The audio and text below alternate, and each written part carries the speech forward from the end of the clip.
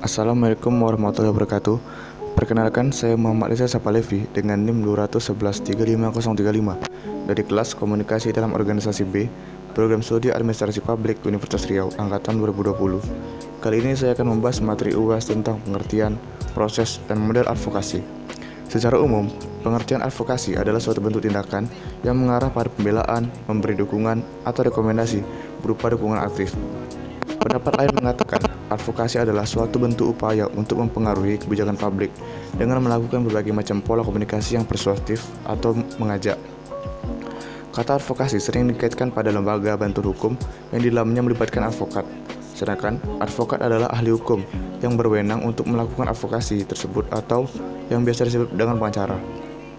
Dari pengertian advokasi tersebut, dapat dikatakan bahwa advokasi merupakan aksi strategis dan terpadu yang dilakukan oleh perorangan atau kelompok untuk memasukkan suatu masalah ke dalam agenda kebijakan. Pada akhirnya, advokasi bertujuan untuk mengupayakan solusi bagi suatu masalah melalui penegakan dan penerapan kebijakan publik untuk mengatasi masalah tersebut. Tujuan dari advokasi sendiri tidak terlepas dari makna advokasi yang dilakukan semata-mata untuk menyelesaikan sengketa antar orang maupun antar kelompok, sehingga kegiatan advokasi sendiri memang sangat berkaitan erat dengan hukum. Seperti yang sudah disebutkan sebelumnya, bahwa advokasi dapat hadir melalui beberapa tingkatan mulai dari lokal, nasional, dan internasional, sehingga tentunya dengan beragam isu yang dikaitkan dengan advokasi juga memiliki tujuan penting untuk memperjuangkan solusi atas masalah yang sedang terjadi. Sasaran dalam advokasi ini biasanya lebih kepada kelompok tertindas, kalangan bawah, minoritas, korban kebijakan, dan kelompok rentan lainnya. Dalam advokasi, peran komunikasi sangat penting, sehingga komunikasi memerlukan kiat-kiat khusus agar komunikasi berjalan secara efektif. Kiat-kiatnya antara lain sebagai berikut. Yang pertama, jelas. Yang kedua, benar. Yang ketiga, konkret. Yang keempat, lengkap. Yang kelima, ringkas. Yang keenam, meyakinkan. Yang ketujuh, konstekstual. Yang kedelapan, berani. Yang kesembilan, hati-hati. Dan yang terakhir, ke-10, sopan. Bagaimana kita memulai advokasi? Langkah-langkah yang dilakukan adalah sebagai berikut. Yang pertama, membentuk dan mempersiapkan tim.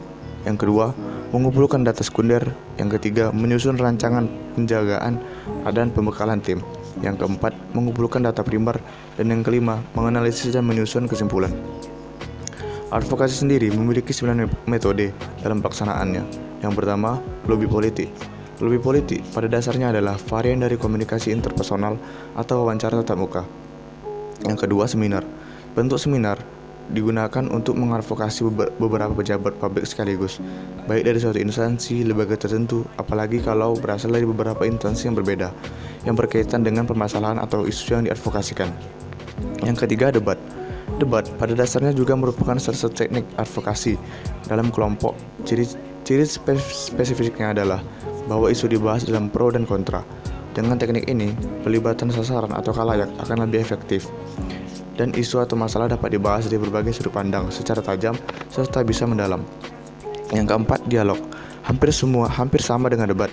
Dialog lebih tepat digunakan sebagai teknik advokasi dalam menjangkau kelompok yang bila didukung oleh media massa, khususnya TV dan radio, bisa menjangkau kelompok yang sangat luas. Yang kelima, negosiasi. Negosiasi merupakan teknik advokasi yang dimaksudkan untuk menghasilkan kesepakatan. Dalam hal ini, pihak yang bernegosiasi menyadari bahwa masing-masing pihak mempunyai kepentingan yang sama yang perlu diamankan, sekaligus kepentingan yang berbeda atau pertentangan yang perlu dipertautkan. Yang keenam, petisi. Petisi atau resolusi merupakan salah satu teknik advokasi dengan membuat pernyataan tertulis. Petisi atau resolusi ini akan lebih besar tekanannya apabila merupakan hasil dari suatu musyawarah atau rapat dengan jumlah peserta yang besar dan di blow up melalui media massa. Yang ketujuh, mobilisasi.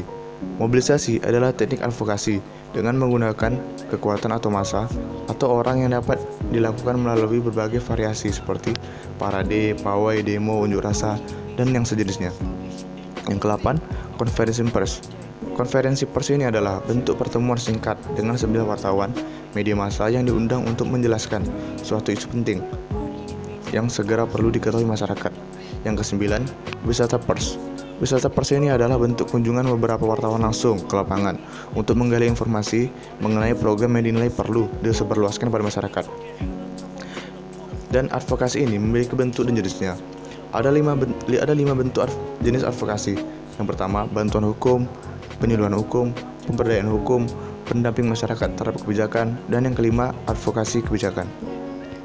Mungkin hanya sekian yang bisa saya sampaikan. Jika ada kesalahan penyampaian di atas, harap dimaklumi dan mohon dimaafkan. Terima kasih kepada semua yang telah mendengar penyampaian materi dari saya. Saya akhiri, wabillahi taufiq wal hidayah. Assalamualaikum warahmatullahi wabarakatuh.